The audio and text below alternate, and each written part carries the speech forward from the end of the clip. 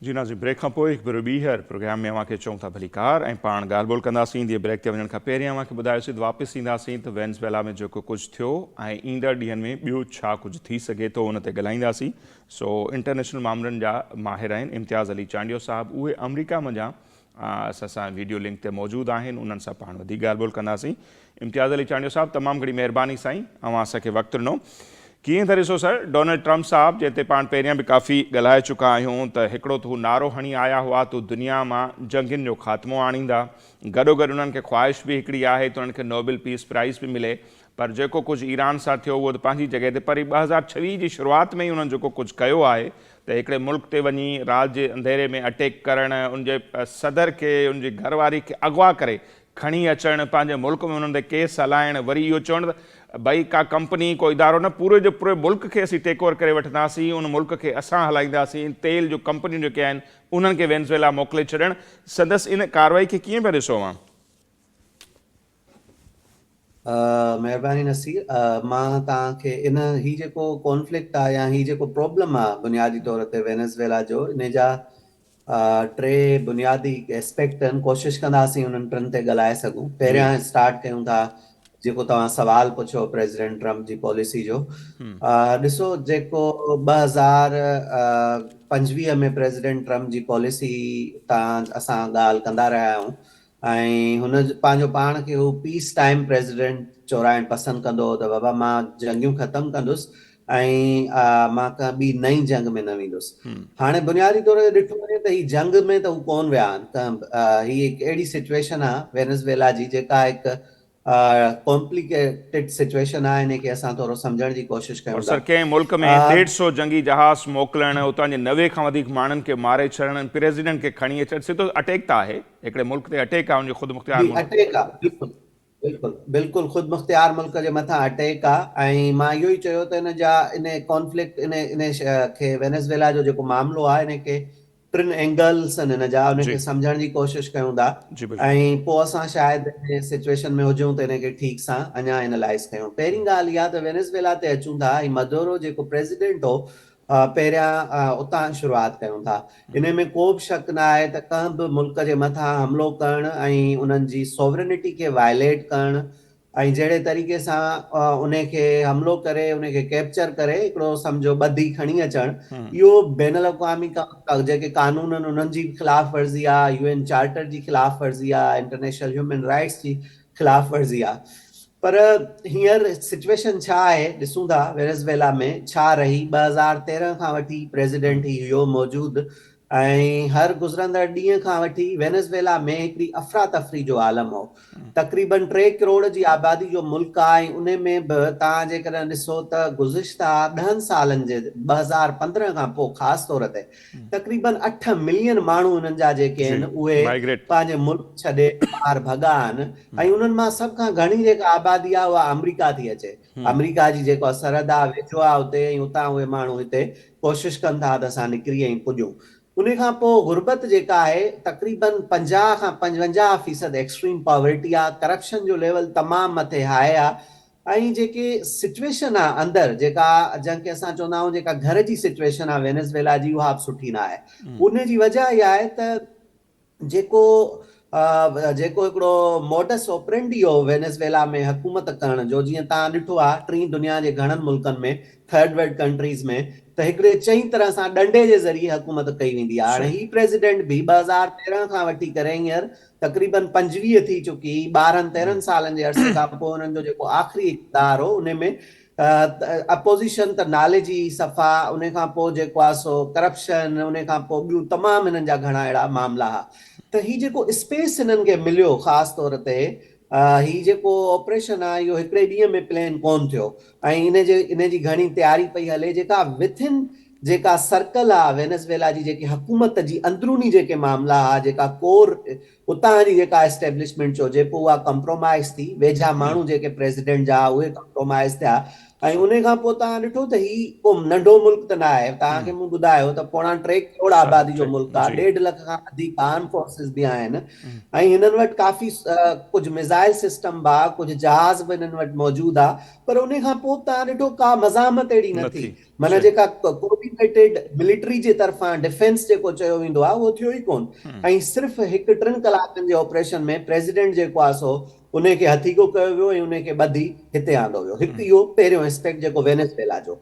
ॿी पासे अचूं था अमेरिका जे पासे, यानी कि विद इन अमेरिका छा कयो आहे, अमेरिका में ही जेको कदम खयो आहे प्रेसिडेंट ट्रम्प जी एडमिनिस्ट्रेशन, उनखे का साराहियो न पियो वञे अमेरिका में, हिकु तमामु घणी अक्सरियत आहे माण्हुनि जी, जेको आहे हींअर रिसेंट हिकिड़ो रियूटर्स जेको आहे सर्वे कयो आहे जंहिंमें 40% खां वधीक माण्हू इन शइ सां इख़्तिलाफ़ कनि था, तव्हां कंहिं मुल्क में वञो ऐं उनजे प्रेसिडेंट खे जेको आहे सो तव्हां हमिलो कयो, उनखे ॿधी खणी अचो पंहिंजे मुल्क में ट्रायल कयो, इहो ग़लति आहे। अच्छा, अमेरिका में पावर, अमेरिका जो प्रेसिडेंट तमामु घणी एक्सरसाइज करे सघे थो, पर अमेरिका में पावर कुझु प्रोसीजर्स सां गॾु ईंदी आहे ऐं उहे जेके प्रोसीजर्स आहिनि उन्हनि ते चेक्स एंड बैलेंसिस आहिनि। हाणे इहो कांग्रेस में बि मामिलो वेंदो, डेमोक्रेट्स इन सॼी प्रोसेस ते क्रिटिसिज्म करे रहिया आहिनि ऐं उहो इनखे अप्रूव न पिया कनि। ऐं हिकु जेको हिते जो जेको हिकिड़ो सर्कल आहे ख़ासि तौर ते उहे माण्हू जेके इंटरनेशनल रिलेशंस खे सम्झनि था, पॉलिटिक्स खे सम्झनि था, उहे बि इनखे इन सॼे एक्ट खे, इन सॼे मामले खे जेको आहे सो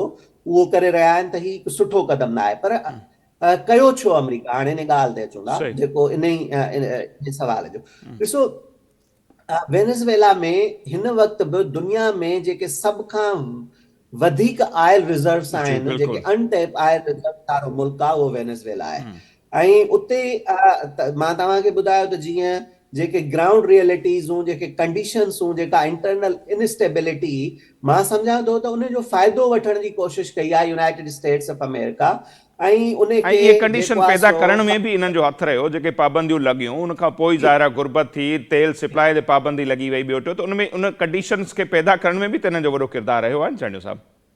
जी, 1970 ऐं 80 में वेनेज़ुएला इन खिते जो हिकु अमीर तरीन मुल्क हो, तव्हांखे जेको आहे मां यादि ॾियारां थो। पर हींअर जेको आहे सो 40 सालनि खां पोइ जीअं मां तव्हांखे ॿुधायो त हिकु कंडीशन्स उहे आहिनि जेके ॿाहिरि इंफ्लुएंस जे ज़रिए क्रिएट कयूं वञनि, हिकु उहे आहिनि जेके उतां जूं इंटरनल आहिनि। त असांखे इहो सम्झणो पवंदो त सिर्फ़ु ईअं बि न आहे त यूनाइटेड स्टेट्स ऑफ अमेरिका 100% उहे कंडीशन्स उते क्रिएट करे ऐं उन खां पोइ उते वियो ऐं उन ते वञी हमिलो कयो, न, उन खां अॻु में इंटरनल डिसऑर्डर जेको आहे उहो तमामु उनखे सम्झणु ज़रूरी आहे। उन हिकु जेके चवंदा आहिनि न हिकिड़ी विंडो क्रिएट करे ॾिनी, जंहिंजे करे जेको आहे यूनाइटेड स्टेट्स ऑफ अमेरिका उते वियो आहे।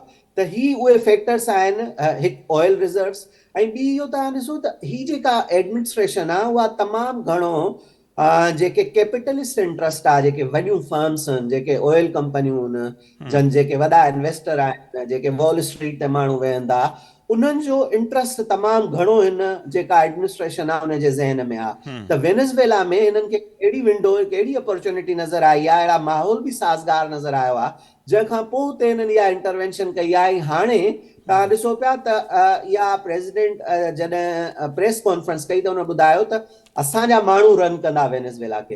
हाणे ही तमामु कंफ्यूज़िंग स्टेटमेंट आहे त हिकिड़े ॿिए मुल्क जा माण्हू, को बोर्ड, को माण्हू, को 4 माण्हू अचनि, उहे अचे उन मुल्क खे हलाईंदा,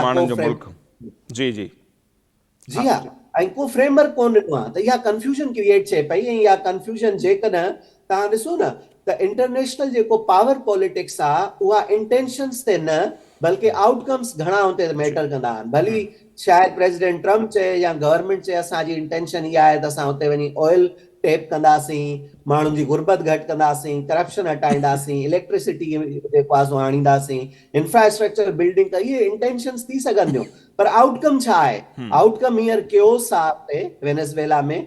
ऐं जेकॾहिं जेतिरी अनसर्टेनिटी थींदी, ऐं ॾिसूं उहे छा था चवनि, जेका नई गवर्नमेंट आई आहे, जेका वाइस प्रेसिडेंट आहे, उहा चए थी त जेके लेजिटिमेट प्रेसिडेंट आहे उहो जेको आहे सो मदुरो ई आहे ऐं उन्हनि खे खणी विया आहिनि, उन खां पोइ हाणे मां इक़्तिदार संभालियां पई। त जेकॾहिं ट्रांज़िशन्स ईअं थी आहे ऐं यूनाइटेड स्टेट्स जो जेको स्टांस हो त असांजा माण्हू वञी उनखे हलाईंदा ऐं उन जो को आउटकम नथो निकिरे ऐं उहा ट्रांज़िशन ठीक नथी थिए, त पोइ उन खां पोइ हिकिड़ो वॾो क्योस ईंदो।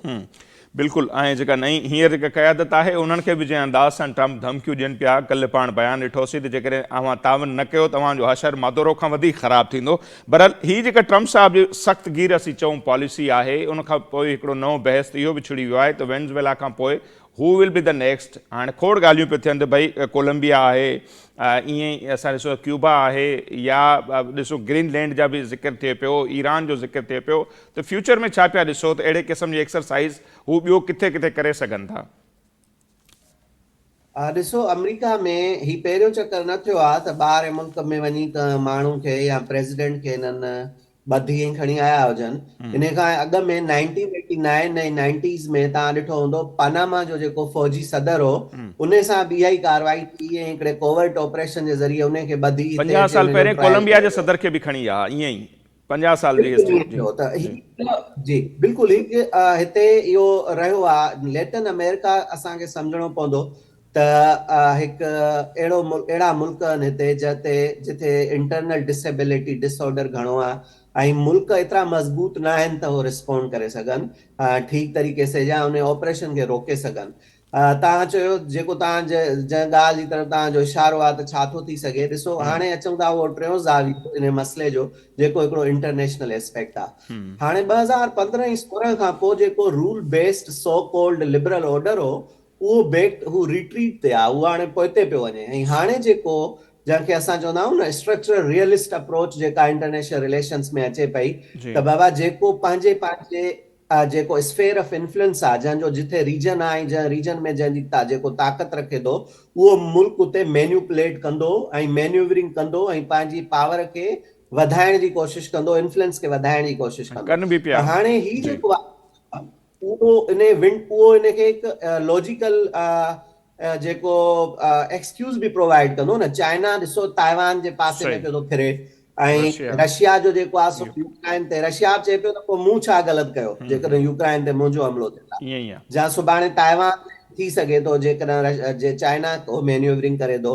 तव्हां ॾिठो यमन में सऊदी अरब छा पियो करे, जेको साउथर्न यमन आहे उन्हनि पंहिंजा ऑपरेशन वधाए छॾिया आहिनि। अहिड़े तरीक़े सां इज़राइल जेको आहे वरी धमकियूं ॾिए पियो ईरान खे त हिकिड़ो नओं हमलो थी सघे थो ऐं उन्हनि जी ख़ासि तौर ते सोच इहा ई हूंदी त अहिड़ो ई हिकिड़ो हमलो कजे वेनेज़ुएला जे तर्ज़ जो ईरान में, जिथे उन्हनि जी टॉप लीडरशिप खे या त एलिमिनेट करे छॾिजे जीअं उन्हनि अॻु में बि कयो 12 ॾींहं वारो जेको कॉन्फ्लिक्ट थियो, या त उन्हनि खे जेको आहे सो हटाइजे, रस्ते तां हटाइजे। त हिकु ख़तरनाक प्रेसिडेंट सेट थियो आहे इंटरनेशनल पॉलिटिक्स में, जिथे तव्हां कंहिं बि ॿिए मुल्क में वञी इंटरवेंशन कयो था ऐं उन खां पोइ जीअं मां तव्हांखे चयो हाणे उहो रूल बेस्ड ऑर्डर रहियो न आहे ऐं उहो जेके इंटरनेशनल लॉ आहे यूनाइटेड नेशंस आहे उन खे केरु पुछण जी ज़हमत नथो करे या उन्हनि प्रिंसिपल्स ते वञण जी ज़रूरत नथो करे। त हाणे मुंहिंजे ख़्याल में प्रेसिडेंट बि सेट थी वियो आहे त कुझु ॿिया मुल्क ज़रूरु रेडार ते आहिनि हूंदा ऐं उन्हनि जे उन्हनि खे उन्हनि जी सिक्योरिटी बि ज़ाहिर आहे, उन्हनि खे ॾिसणो पवंदो। त असां पाण अॻु में बि डिस्कस कंदा रहिया आहियूं त ॾिसो जेका इंटरनल सिक्योरिटी हूंदी आहे तमामु अहम कंपोनेंट आहे, कंहिं बि रियासत जी सभ खां पहिरीं ज़िमेदारी हूंदी आहे, उहा उन्हनि खे स्ट्रेंथ पाण करणी पवंदी। अदरवाइज़ त ही जेको इंटरनेशनल सिस्टम आहे इहो हिकु या जेका इंटरनेशनल पॉलिटिक्स आहे या असां वरी 1920 वारी 30 वारी सियासत पॉलिटिक्स में वञूं था जिथे इंटरनेशनल पॉलिटिक्स हिकिड़े तारी पॉलिटिक्स हूंदी, लाइक पॉलिटिक्स ऑफ जंगल हूंदी। सही, ऐं उहो ई नज़र बि अचे पियो। सही आहे, मां हवालो ॾिना यूक्रेन जो ऐं ॿिया जेको कुझु थिए पियो ताइवान वग़ैरह। अच्छा, पोइ जीअं ग्रीनलैंड जे हवाले सां तो ख़्वाहिश जो इज़हार करे चुका आहिनि त बाबा इन्हनि खे सिधो पाण सां शामिलु कजे। पोइ कल्ह हिननि इहो बि चयो क्यूबा जे हवाले सां चयूं त हाणे जॾहिं हितां जो सदर वियो हलियो उन्हनि खे सपोर्ट ख़तमु थींदी त उतां जी हुकूमत उअं ई कोन हली सघंदी। त ईंदड़ ॾींहंनि में इहे वॾा बहिरान अव्हांखे नज़र अचनि पिया? ॾिसो बिल्कुलु थी सघे थो। ऐं ॾिसो जेकॾहिं तव्हां हिकिड़ो माण्हू ऑपरेशन करे तव्हां उनखे उतां खणी विया, इहो हिकिड़ो अञा तव्हां ॾिठो त हिकिड़े ॾींहं जी कार्रवाई, पर हाणे उन खां पोइ अचे थी नेशन बिल्डिंग या स्टेट बिल्डिंग। हाणे ही 3 करोड़नि जा मुल्क आहिनि, 2.5 करोड़नि जा मुल्क आहिनि, तमामु वॾा मुल्क आहिनि जियोग्राफी जे एतबार सां जेकॾहिं ॾिठो वञे, या जेके नंढा मुल्क बि आहिनि। लॉन्ग टर्म उन्हनि मुल्कनि खे हलाइण हिकु ॿियो तजुर्बो आहे। अमेरिका जो एक्सपीरियंस सुठो न आहे मुल्कनि खे हलाइण जो। तव्हां ॾिठो अफगानिस्तान में छा थियो, 2001 खां पोइ हेतिरो वॾो मैंडेट हो, उन खां पोइ हिकु $1.2 ट्रिलियन जी इन्वेस्टमेंट हुई, अञा जी मथे उन खां इन्वेस्टमेंट हुई। 20 साल नेटो फोर्सेस ऐं साफ जूं फोर्सेस उते रहियूं, जेके ह्यूमन कैजुअलिटीज़ यूएस जूं उहे 3,500 माण्हुनि जेके हिननि जा सोल्जर आहे उन खां वधीक उहे माण्हू हुननि जो जान वई, अलाए केतिरा इंजर्ड थिया। ऐं एंड ऑफ द डे तव्हां ॾिठो त जेको तव्हां जी निकिता उहो निकिता कहिड़े अंदाज़ सही सां निकिता, छा उहो जेको रिस्पेक्टेबल विड्रोवल हो न हो? त मुंहिंजे ख़्याल में वियतनाम जो जेको सबक़ु आहे उहो बि असांजे साम्हूं आहे त तक़रीबन 12 साल ताईं उते हिकिड़ी तमामु ख़तरनाक जहिड़ो लड़ाई हुई। ऐं उहो जेको विड्रोवल उतां वरी पोइ निकिरणु तव्हां ॾिसो त जी उहे जेके फुटेजिस आहिनि उहे तव्हांखे ॿुधाईंदा त कंहिं बि मुल्क में वञी करे जेकॾहिं तव्हां इंटरवेन कयो था ऐं उन खां पोइ उन इंटरवेंशन खां पोइ उते वेही करे उन मुल्क खे हलाइण जी कोशिशि कयो था त पोइ केतिरो सवलो कमु आहे हूंदो कंहिं बि ॿिए मुल्क खे वञी हलाइण। उते जे सिस्टम खे पॉलिटिकल सिस्टम ॾाढा कॉम्प्लेक्स आहिनि। लैटिन अमेरिका में गुर्बत तमामु घणी आहे, माण्हुनि जो जेको आहे सो ॿिया घणा गेंग्स आहिनि ऐं जेके आहे सो वॾा नार्कोटेक्स जा जेको आहे सो हिकिड़ा कार्टेल्स हलनि था, उहो क्राइम रेट तमामु वधीक आहे। त अहिड़ियुनि सोसाइटियुनि में वञी करे उन्हनि खे जेको हलाइणु आहे इहो तमामु ॾुखियो ऐं चैलेंजिंग कमु आहे। सही ठीकु आहे चांडियो साहब, तमामु घणी महिरबानी साईं, अवां असांजे लाइ वक़्तु कढियो ऐं इंतहाई ज़बरदस्त क़िस्म जूं ॻाल्हियूं कयूं तारीख़ी हवालनि सां दलीलनि सां। सो नज़ीर इम्तियाज़ अली चांडिया साहब जो मौक़िफ़ अवां जे साम्हूं आहे। बहरहाल इन ॻाल्हि जो ख़दशो त आहे, छाकाणि ट्रम्प साहब पाण पंहिंजी ज़बानी कलामी बयान बि ॾिए थो, मुख़्तलिफ़ मुल्कनि जा नाला बि खणे थो, त उन्हनि खे चैलेंज बि करे थो त ईंदड़ ॾींहंनि में छा थी सघे थो ऐं संदसि इहा जेका सख़्त गीर पॉलिसी आहे इहा किथे वञी दंग कंदी। ईंदड़ ॾींहंनि में पाण उन ते वधीक ॻाल्हि ॿोल कंदासीं। असांजो अॼु जो ई प्रोग्राम हिते पंहिंजी पुॼाणी ते थो पहुचे। असांजी इजाज़त, अल निगहबान।